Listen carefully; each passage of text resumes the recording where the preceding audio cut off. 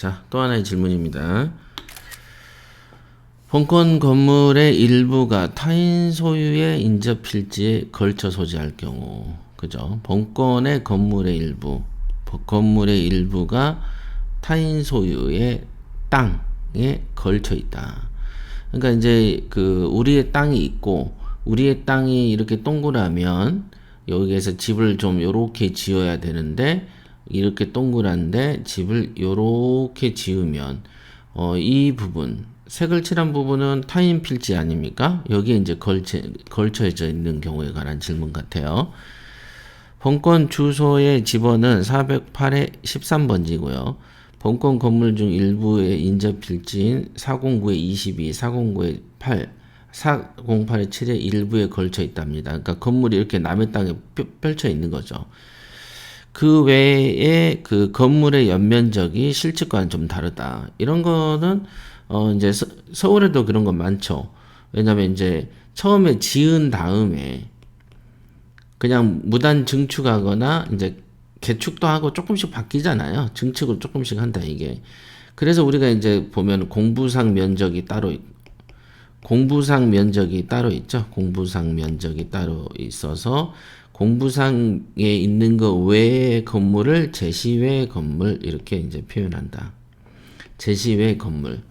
그렇죠? 그래서 제시외 건물 뭐 이런 얘기 많이 들어보셨을 거예요. 그럴 때 사용하는 언어다 이렇게 보시면 되고요.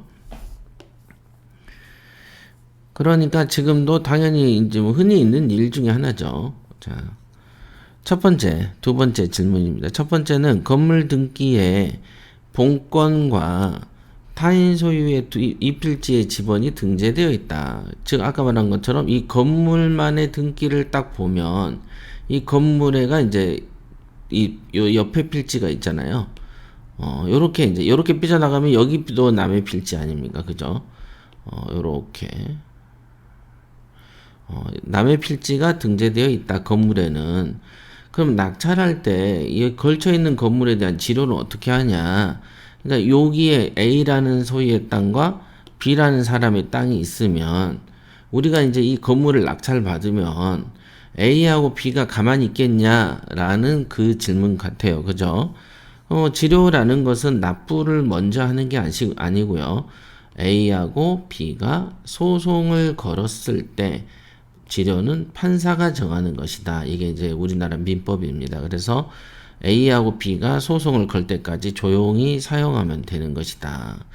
이게 이제 용인되는 시골이면 좋은데 시골 중에서도 그 인심이 사나운 시골들 있죠. 왜 요즘에 그런 거 있잖아요.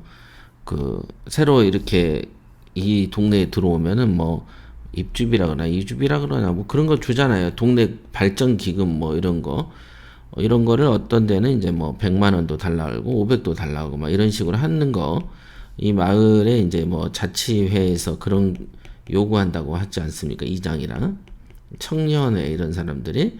그래서 시골에 전원주택을 짓고 정말 그 노후를 아름답게 보내려고 내려갔다가 이제 이런데 이제 학을 떼가지고 돈 밝히는 시골이 원래 시골에서 보면은 이런 텃세라고 불려질까요?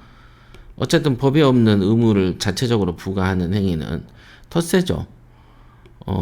대충 주고 좋은 게 좋은 거다라고 나갈 수도 있지만은 어찌됐든 객관적으로만 보면은 텃세일 수도 있겠죠.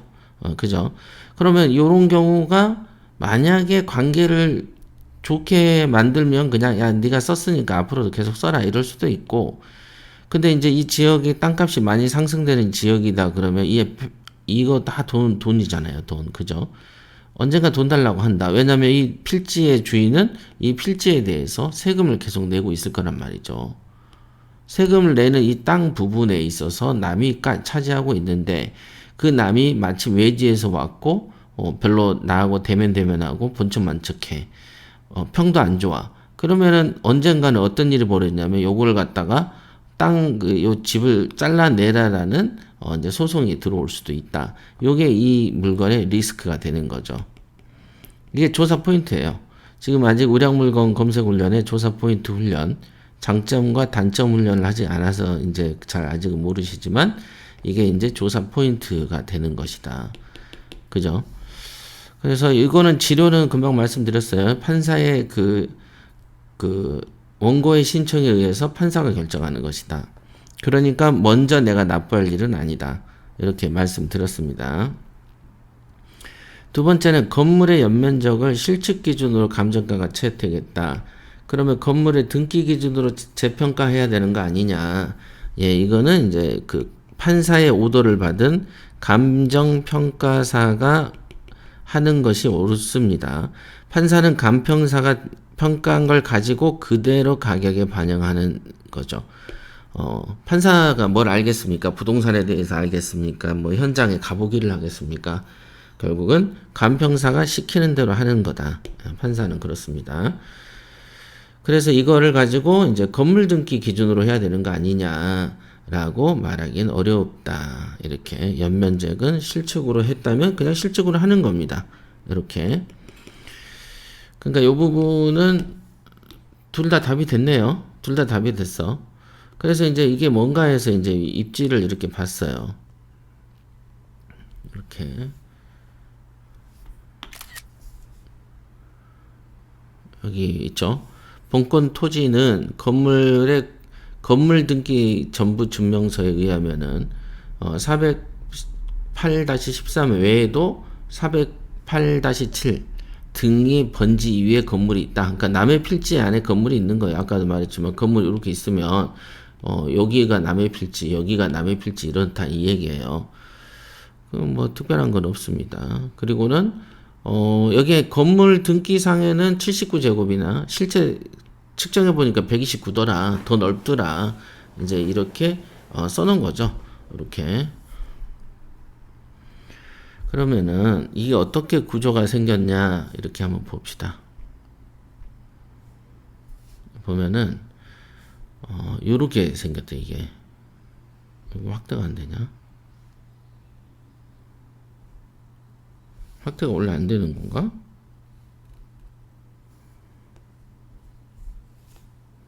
이렇게 해놓고 내가 찍어야 되나? 이렇게 보시죠. 이렇게 보이시죠? 그럼 보면은 이게 이제 그 해당 번지 땅인 거예요. 노란색이. 근데 건물은 지금 밖에 요만큼 삐쳐나왔잖아요. 요렇게 삐쳐나왔잖아요. 이렇게. 이게 다 남의 땅이야. 이게 지금.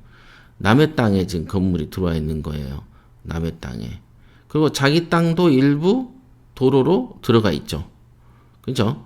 어쨌든 이 건물은 남의 땅에 있는 거가 되겠습니다. 이거를 좀 여기 보이시죠? 이렇게 확대하면 보일까요? 이 노란색이 이제 욕지면 동학리 408의 13번지가 되겠습니다. 그 옆으로 건물이 삐져나갔는데 귀퉁이가 보면은 남의 땅이라는 거죠. 남의 땅이 걸쳐져 있다. 이렇게 남의 땅이 걸쳐져 있습니다. 요거를 좀 더 쉽게 알아볼 수 있으려면 사건 번호를 쳐봐야 되겠는데 22에 25730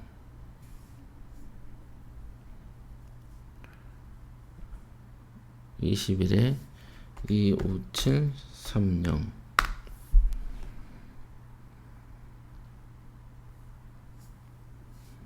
요건데 엄청 널찍하게 쓰네요. 이제 그 어촌인 것 같아. 바다 앞이죠. 이렇게.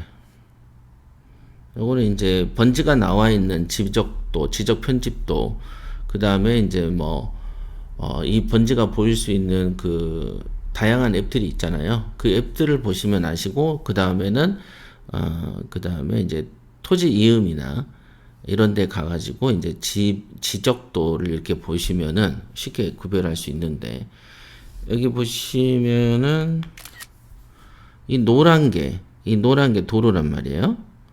이게 현황 도로다. 이게 요렇게 도로가 노랗게 흘러가고 있는데 이 사람의 땅은 요렇게 생겼다. 이게 그러니까 해당 경매 물건의 이 땅은 요렇게 생겼는데, 그러니까 당연히 자기 땅도 일부 도로로 좀 들어가 있고 그리고 또 408-7번지의 땅은 또 이렇게 생겼다. 이게 이렇게. 그러니까 이 땅의 일부는 도로고 요 모퉁이 부분을 그죠? 이 모퉁이 여기 토주의 점유 부분 즉 이 모퉁이를 이 건물이 먹고 있는 거예요. 그 다음에 여기도 먹고 있는 거고 여기도 남의 땅이란 말이에요. 남의 땅 여기도 이 남의 땅의 일부는 도로죠. 여기까지는 도로로 사용되고 있지만 이 땅은 또 지가 사용하고 있는 거예요. 그러니까 전체적으로 408-13은 요거밖에 안 되는 것 같아요. 요 땅인데 건물은 옆에 땅을 세 군데 하나 둘 세 군데를 사용해서 쓰고 있다.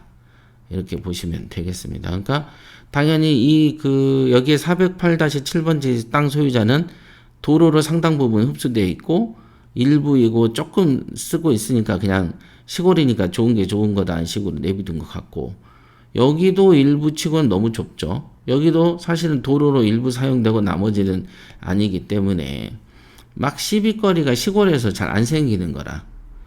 그죠? 그런 상태라고 보셔야 된다. 근데 물론 이제 우리가 투자에 이거 한다고 여러분들이 마음 먹는 사람도 없겠죠. 이 동네 살 것도 아니기 때문에. 그죠? 그러나 이제 공부를 한다면 그렇습니다. 그래서 지료 청구는 이 사람들이 지료를 각자 청구했을 때 그때 판사가 정하는 것이기 때문에 지레 겁먹을 필요는 없다. 그냥 법적으로만 이렇게 설명하고 말겠습니다. 그 다음에 이제 토지 등기는 당연히 그 매각 대상이 408-13 요거겠죠. 그러나 건물 등기는 또 요렇게 침범되어 있는 것 같습니다. 건물 등기는 안 봤어요. 자, 그럼 충분히 이해되셨을 거예요. 자, 여기까지 하겠습니다.